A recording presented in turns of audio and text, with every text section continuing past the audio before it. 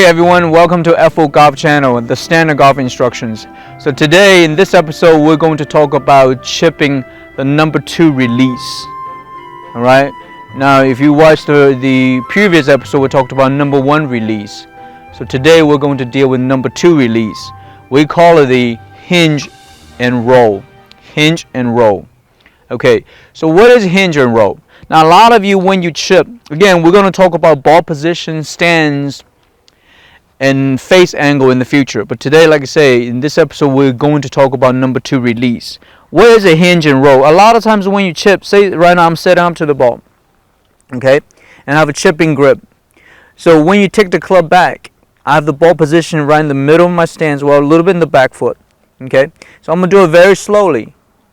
The idea is that when you take the club back, obviously you will have to turn your core and move your hips a little bit. And then once you get to here, there's a hinge movement. Okay, that's the hinge we've been talking about.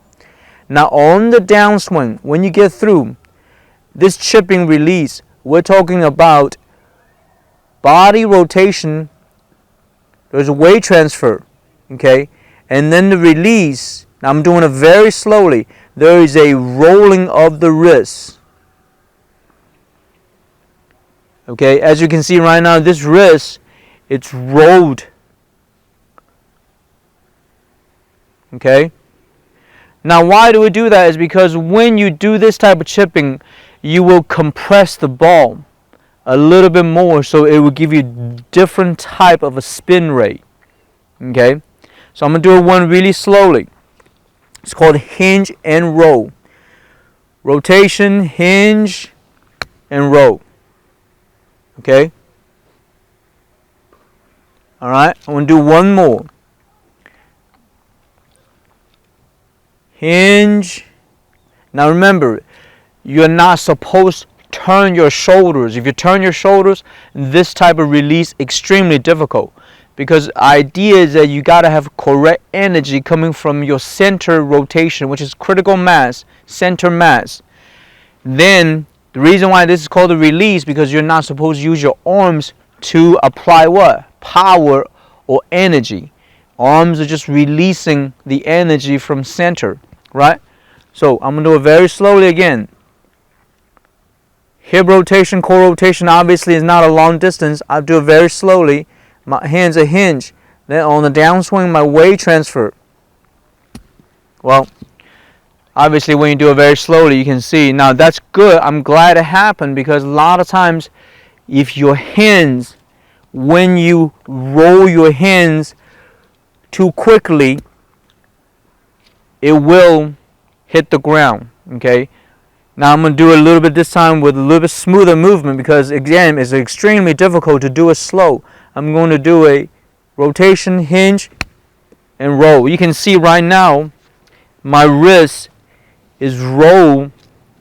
And what you will see in a lot of professional golfers when they try to check the spin or control the spin of the ball.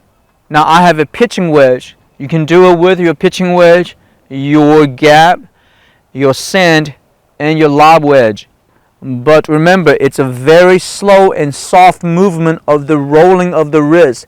It's not a harsh movement. If I do it very harsh, which earlier I kind of did it in a very sort of manipulative fashion, you can see when I do it in a very manipulative fashion, I hit the ground. Right? So practice very slowly. Okay. Now again, this is a different type of release than the what? The dead hand. On the very first one we talked about dead hand release. You can see I don't have any rolling of my wrists. This one's called a hinge and roll. Okay. I'm going to do one more. Hinge and roll. Alright. We have a B-roll right here. I just want to show you guys the closeness of the hands.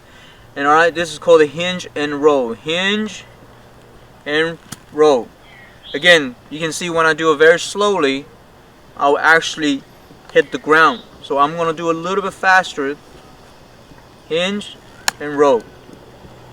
Okay. I'm going to do one more. Hinge and roll. Okay, so you can see right now I'm gonna face the angle a little bit right here. You can see my hands are rolling. Okay, do one more. Okay, keep doing that a little bit. Okay, slowly this time. So I know you guys are going to have a lot of questions. Okay, just remember the hinge movement and the rolling movement is not harsh, but a release type of movement. It's a soft movement. Okay, you don't want to do it very harshly. At the same time, if you do it very harshly, if you're using your hands and your arms, chances are you're not rotating your body anyway. Alright? So, energy first, release. One last time. Energy first, release. Rolling of the wrist. Okay? Hinge and roll. You will see it in a lot of tour players. They do that to spin the ball. Alright? So, I know you guys have some questions. Let me know. Leave a comment. Thank you for watching. And please subscribe to our channel and share with your friends. In the next episode, we're going to deal with number 3 release. Alright. You have a good night.